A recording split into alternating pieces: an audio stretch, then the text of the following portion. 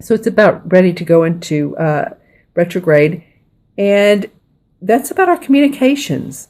And for me, every month, every Mercury retrograde, I kid you not, it's something about my electronics. It's either my phone, my computer, my printer. And so this time it was about amping up the megabytes for my Google Drive so that I could send recorded Skypes or Zooms to my clients, video and audio. And I needed to amp that up from 15 megabytes to 100, and it was only $1.99. So to be able to continue my work with such a low expense, and I don't mean that I wouldn't have continued, but that just made it so easy. Okay, I can handle $1.99, right? And so I'm grateful for that.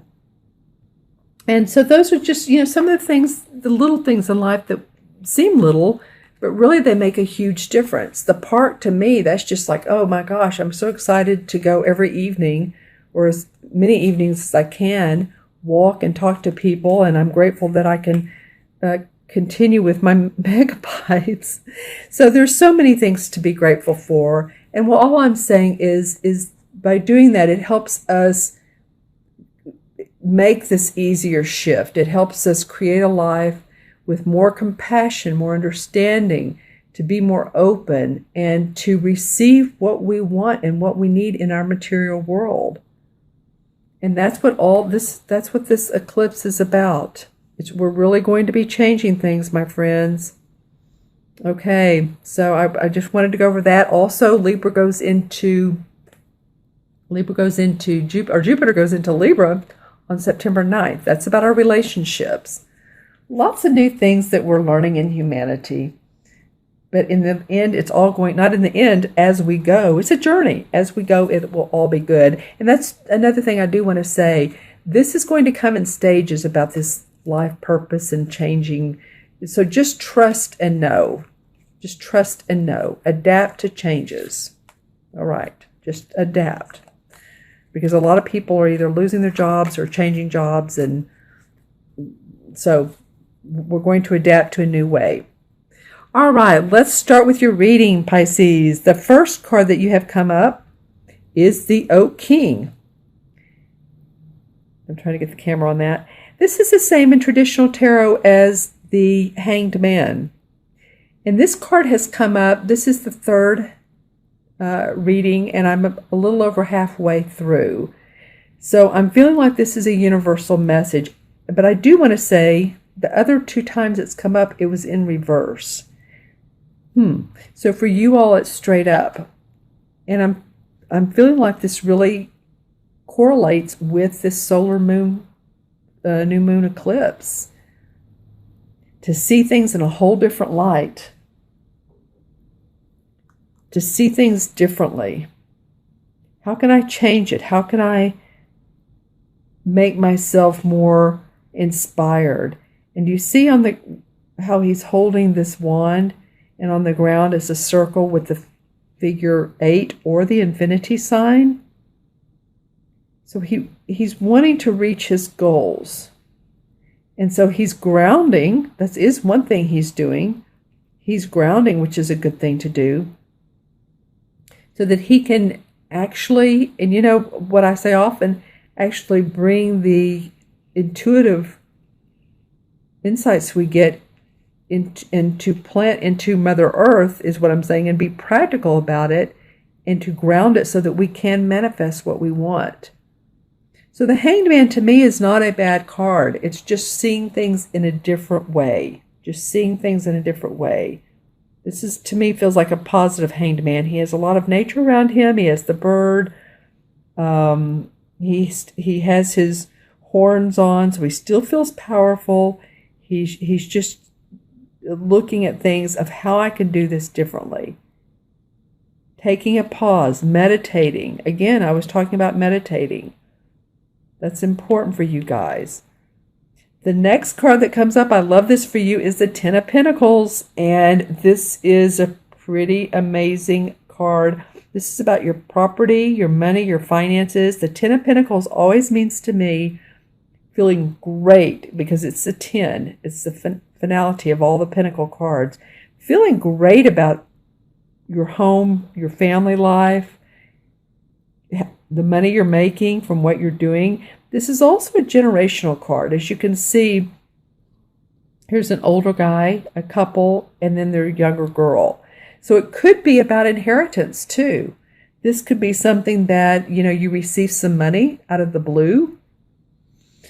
Sometimes, people pass away and maybe that this is going to happen, but this could be an inheritance. It could be winning a little bit of lottery. It might be that some of you all might want to play the lottery and, buy a ticket or two. I don't promote spending a lot of money on the lottery because of the odds, but this is a nice card to come up for you all. Okay, and let's see. And I'm looking at how they relate to each other in the colors as well. This one is the only one that has a lot of really red and pink in it. That's nice. A lot of the others have the green. I can't wait to get to the last one. So this feels very cheery. It looks like almost cherries up here. That feels good. And moving on to the next card, is the Eight of Wands.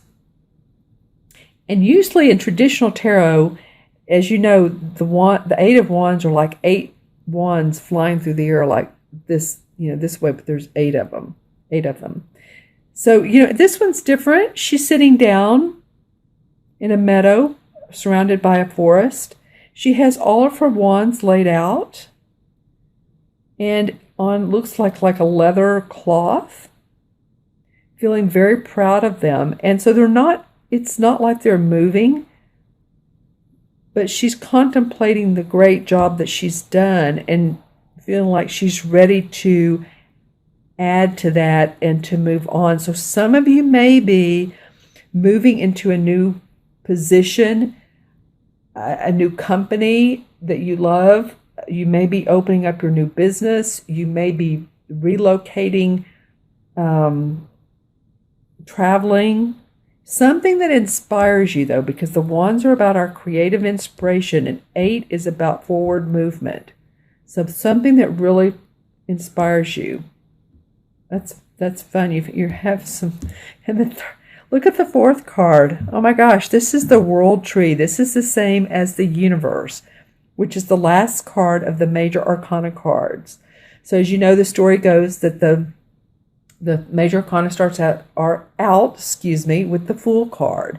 And the Fool is a child. He's on his journey. He doesn't know where he's going in life, but he has the Emperor and the Empress as his mother and father, the Hierophant school, and he, sometimes trips and falls and needs to let things go, like the Tower. There's the Lover's card. He gets married, and there's blips and good things along the way. But what comes out, the last card, is enlightenment. Is enlightenment around your intuition and what you're manifesting in the world. So as you can see, here's the moon. The moon is always about our intuition. The sun is always about our physical manifestation. And this is like the tree of life. And you're combining the two together. You're bridging the spiritual and the material together. This is an awesome card, Pisces, to come up for the 4th card. You really had some good ones. This is about taking a meditation or pause, but wow. And I feel like, a lot of you really do understand this and you get this. And I'm looking at how this card sort of goes into the tree. So as she moves forward, you're moving into abundance and light, some of you. This, of course, is for Sun, Moon, and Rising Pisces. Take a look at your moon your moon and rising sign if this doesn't make sense, but it will to some of you. Yeah, this is awesome. This is new hope, enlightenment, universal protection, angels. Look at the beautiful bird here with the sun. I love that. He's like a gorgeous bird who's opening up his wings to more creativity, more tree of life. And then the serpent here is really the serpent of life. He's wrapping himself around the tree. So I'm really enjoying this for you guys. And I want to draw a clarifying card to see how and why this is coming up for you, or just a little bit more. Okay, so the Seven of Rods came up. It might be that you've had to defend some of your ideas or your work. But because you've done that, there's new hope, and you're excited about that. You've had to be strong. The Strength card comes up. You've had to really embrace your feminine side. Look, there's the 8 again.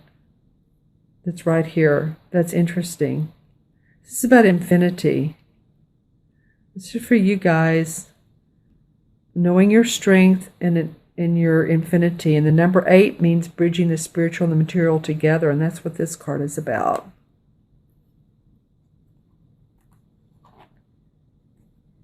And the Page of Rods. So you've had some new creative inspiration. Awesome.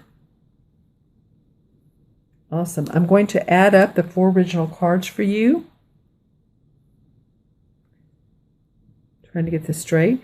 So here's the Oak King, which is the same as the Hanged Man. It's 12, and 10 is 22, 8 is 30, and 30 and 21 is 51, 5 and 1 is 6. In numerology, 6 is about love, family, responsibility, beauty.